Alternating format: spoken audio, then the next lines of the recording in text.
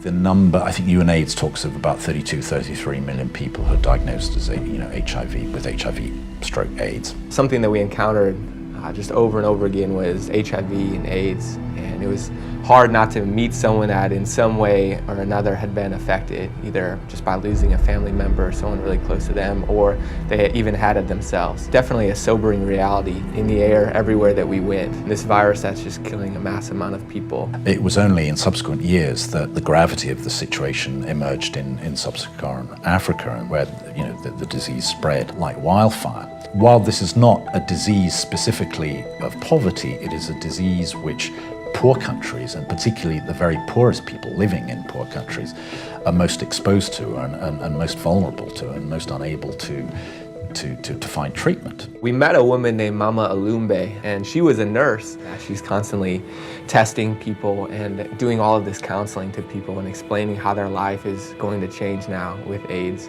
I kind of was moved to put myself in that situation. I just thought it'd be really interesting to go through the process.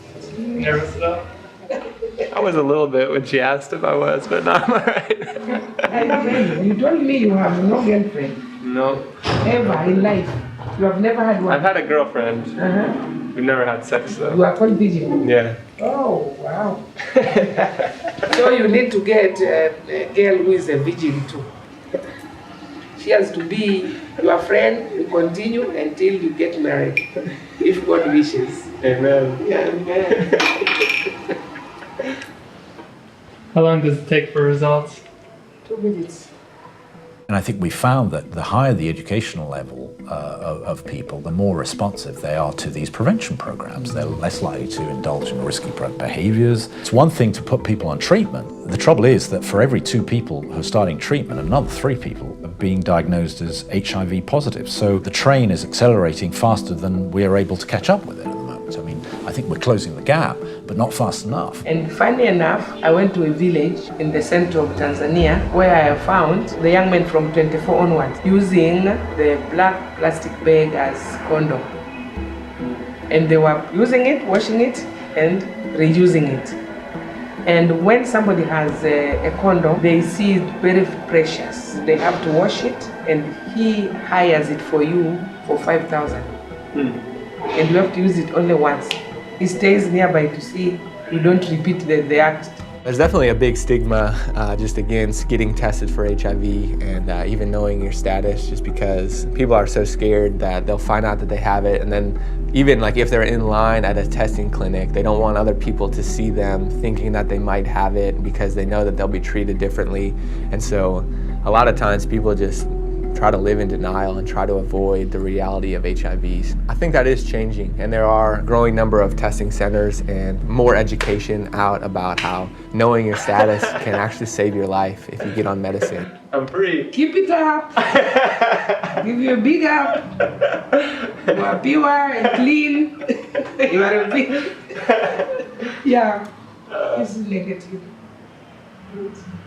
Woo. You are sweating. Yeah. It was really intense for me just sitting in that moment, getting tested.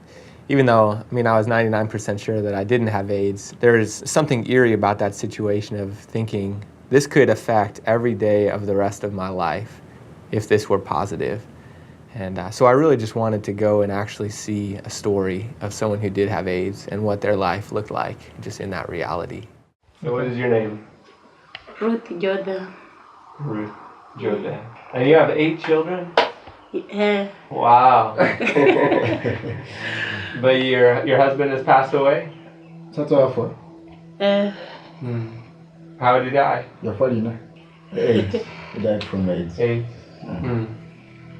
Did you get it from him? Also? Yes. Wow, that's hard. First of all, she's not the one who looked for it. So she knows very well she's innocent of it. So is it sometimes hard to take care of your children? It is very hard because they need to eat, to clothes, to school. I'm sorry that your husband passed away. And it wasn't until 1996 that a treatment was developed which doesn't provide a cure, but it does allow people to lead a fairly normal life and a productive life, but the treatment is not cheap. About 2.3 million people now, primarily, nearly 2 million of those people are living in sub-Saharan Africa, are currently receiving antiretroviral. With treatment, do the doctors know like how long you will stay alive? More than 80 years. More than 80 years. 80. 80. Oh, you are going to reach 80 years. Yeah. But she says it's like they have given her hope that she can just live. Just seeing Ruth and hearing her story just reminded me of Dan back home, and how much I really wanted him to be able to be here, hearing these stories with me like we had planned on for so long.